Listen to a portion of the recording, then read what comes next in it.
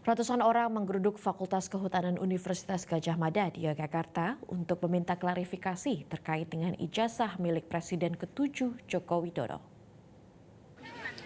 Jujur, mari kita.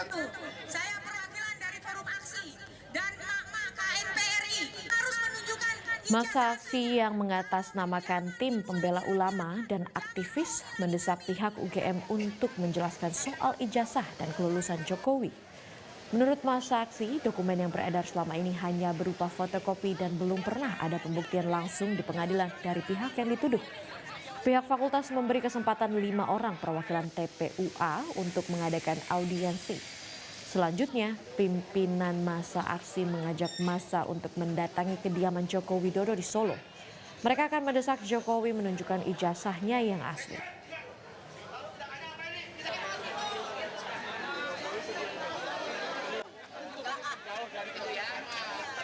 Jelajahi cara baru mendapatkan informasi. Download Metro TV Extend sekarang.